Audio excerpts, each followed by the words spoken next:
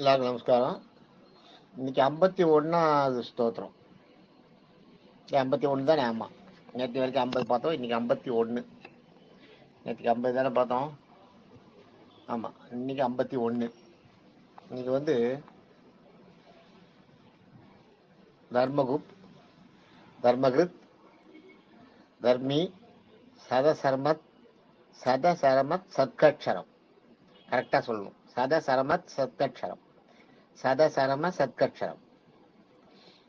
அவிஜ்ஞாத சகசிராம்சுர் விதாத கிருதலட்சணக. இன்னைக்கு ஸ்லோகம் இதுதான். இதில் வந்து அந்த சதசரமத் சத்கட்சரம்ன்றது பெரிய வார்த்தை. அதை வந்து கரெக்டாக சொல்லணும். ப்ரொனன்சியேஷன் தப்பாக சொல்லக்கூடாது. மெதுவாக சொன்னாலும் கரெக்டாக தெரிஞ்சுக்கிறது முக்கியம். கரெக்டாக கற்றுக்கிறது ரொம்ப முக்கியம். கரெக்டாக தெரிஞ்சுக்கிறது ரொம்ப முக்கியம். தர்மகுப், தர்மகிருத், தர்மி, சதசரமத் சத்கட்சரம், சதசரம சத்கட்சரம். அவிஜ்ஞாதா சகசிராம்சு விதாதா கிருதலட்சணக. நம்ம சொல்லும்போது தர்மகுப், தர்மகிருத், தர்மி, சதசரமத் சத்கட்சரம், அவிஜ்ஞாதா சகசிராம்சு விதாதா கிருதலட்சணக அப்படி சொல்லணும். சொல்லும்போதே தர்மகுப், தர்மகிருத், தர்மி, சதசரமத் சத்கட்சரம், அவிஜ்ஞாதா சகசிராம்சு விதாதா கிருதலட்சணக அப்படி சொல்லணும். சொல்லும்போதே தர்மகுப்னா குப்புன்னா காவலன், குப்புன்னா காவல் காக்கிறது, அந்த பாதுகாக்கிறவன் அர்த்தம். காவல் காப்போம். தர்மகுப்தா தர்மத்தை தர்மத்தின் பாதுகாவலாக திகழ்பவன் அர்த்தம். தர்மகுப்தா. தர்மகிருத், கிருத்துனா தர்மத்தை தொழிலாக கொண்டவன். கிருத்துனா தொழில், தர்மத்தையே தொழிலாக கொண்டவன். அது எப்படின்னு அர்த்தம்? தர்மத்தை கடைபிடிப்பவன் அர்த்தம். தர்மத்துக்கு பாதுகாவலனா இருப்பவன். தர்மத்துக்கு வந்து தர்மத்தை கடைபிடிப்பவன் தர்மி. அடுத்தது 3வது தர்மி. தர்மம் சம்பந்தமான விஷயமாவே சொல்றாரு. தர்மி மீன்னா ஐக்கியமா இருக்கு. அப்படியே கலக்கிறது, அது கூட அப்படியே கலந்துடுறது, ஐக்கியமாயிடுறது. அதான் தர்மின்னா தர்மமே வடிவானவன். தர்மத்தில் அப்படியே கலந்துறான், அதனால தர்மமே வடிவானவன் அப்படின்னு தர்மி. சத்துனா கருப்பொருள், எதிலும் அழியாதவன். அழியாத இருக்கிறது பேர் சத்து. உங்களுக்கு வந்து தர்மி சதசரமத் சத்கட்சரம் வந்தது இல்லையா? அது இங்கதானே? ஆமா. தர்மகுத் தர்மி சதசரமத் சத்கட்சரம். இது ஒரே வார்த்தையா இருக்கும். சதசரமத் சத்கட்சரம்ன்றது ஒன்னா இருக்கும். சத்துன்றது ஒண்ணு, சதசரமத் சத்கட்சரம் அக்ஷரம்ன்றது ஒண்ணு. சத்கட்சரம் தான் சத் பிளஸ் அக்ஷரம், மறுபடியும் ஒரு சத். சத்கட்சரம் வந்து சத்துனா கருப்பொருள், எதுலையும் கருவா இருக்குது. எதிலும் அழியாதவன், கருப்பொருளா இருப்பவன், அழியாதவன் அப்படின்னு அர்த்தம். சத்துனா எதுலையுமே கருப்பொருளா இருப்பவன், அழியாதவன். சதக்ஷரம், சதசரமத் சத்கட்சரம் சத் சதக்ஷரம், சத் சதக்ஷரம்னு அர்த்தம். சத்கட்சரம்ன்றதுக்கு வந்து சத் சதக்ஷரம். சத்னா கருப்பொருள், எதிலும் அழியாதவன் அர்த்தம். சதக்ஷரம்ன்றது சத் பிளஸ் அக்ஷரம், மறுபடியும் அக்ஷரம்னா வடிவம்.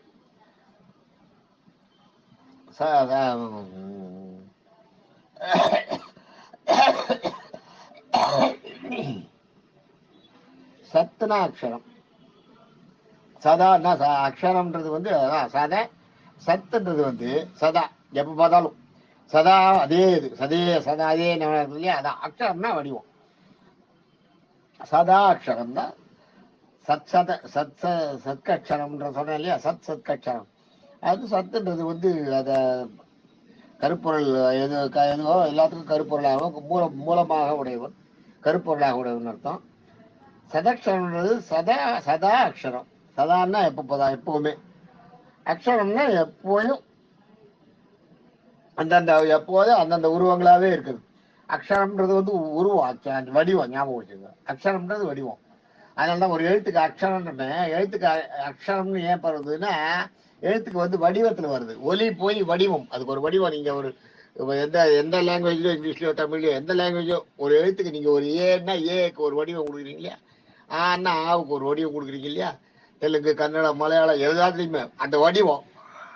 அதாவது அது அக்ஷரம்னு அதனால்தான் அதுக்கு பேர் அக்ஷரம்னு வந்தது. சதா அக்ஷரம்னா எப்போதும் அந்தந்த உருவங்களாவே இருப்போம். ஒரு உருவமா மாதிரி அந்த உருவமாவே இருக்கிறது. 1000 கோபியர்களும் 1000 கிருஷ்ணனா 1000 கோபியர்கள் கூட விளையாடி இருந்தாராம். 1000 கிருஷ்ணனா அந்தந்த உருவமாவே. அது மாதிரி அதான் சதா சதா சத சத்கட்சரன்றது அதான். அடுத்தது ஒரே சத என்றால் பிரம்மம், ஒரே பிரம்மமாயிட்டு. இதுல உங்களுக்கு சத சரம சதா சரம படிச்சால சத்கட்சரம், சத்கட்சரம் படிச்சிட்டோம்.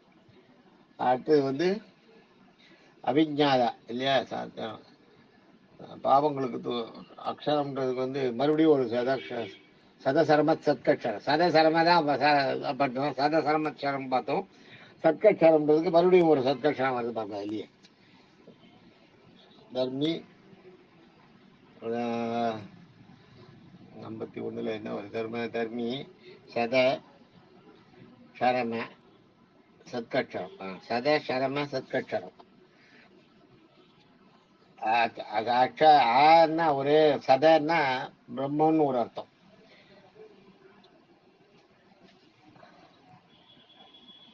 சத சரம அதலக்ஷரம், அதலத் அக்ஷரம், அதலத் அக்ஷரம், சதலத் அந்த அக்ஷரம் வருது பாருங்க அதுல.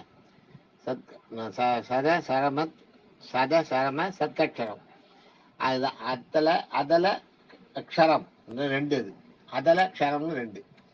ஆனா ஒரே ஒரே இது ஒன்னே ஒரு சதன்னா பிரம்மம், ஒரே பிரம்மமாய் திகழ்வோன்னு.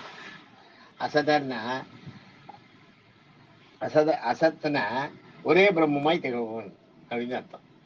அக்ஷரம் பாவங்களுக்கு தூக்கத்தின் வடிவமா, துக்கத்தின் வடிவமா இருப்பேன். அக்ஷரம் அது வந்து அக்ஷரம், இது வந்து க்ஷரம். க்ஷரம்னா பாவங்களுக்கு துக்கத்துக்கு வடிவமா இருக்கிறது. பாவம் க்ஷரம்னா துக்கம், பாவங்களுக்கும் அதுக்கும் வடிவமா இருக்கிறது அவர் தான். அதான் துக்கத்தின் வடிவமாய் இருப்பவர் அப்படின்னு கொடுத்துருக்காங்க. அடுத்தது அவிஜாதா. அவிஜாதான்னா விஜ்ஞம்னா குறை, அவிஜ்ஞம்னா குறையற்ற, குறைகளற்ற நிலைக்கு காரணமா இருப்போம்னு அர்த்தம். ஞாதான்னா ஞாதான்னாலேயே தலைவன், அதுக்கு காரணமானவன் அர்த்தம். அவிஜாதான்னா குறைகளற்ற நிலைக்கு காரணமா இருப்பவன், அவிஜாதா. சகசிராம்சு, சகசிராம்சு சகசிரம் சு அப்படி எடுத்துக்கணும். சகசிரம் தனியாற்றணும், சூ தனியாற்றணும். சூ என்றால் கதிர்கள், சூன்னா கதிர்கள், சகசிரம்னா 1000. இந்த இடத்துல 1000 கதிர்கள் இல்லை, ஆயிரக்கணக்கான கதிர்களை உடையவன் அப்படின்னு எடுத்துக்கணும். சகசிராம்சுன்றதுக்கு வந்து சூர்ணா கதிர்கள், சகசிரம்னா 1000.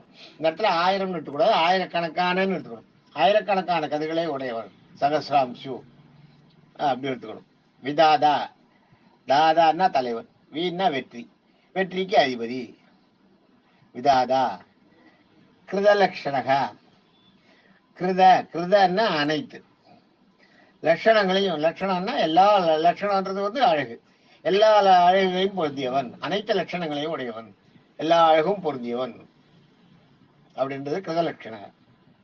ஆக இன்னைக்கு வந்து 51வது ஸ்தோத்திரத்துல 475 வரைக்கும் நேற்று பார்த்துருந்தோம். இன்னைக்கு 51 வந்து 476 தர்மகுப், 477 தர்மகிருத், 478 தர்மி, 479 சத், 480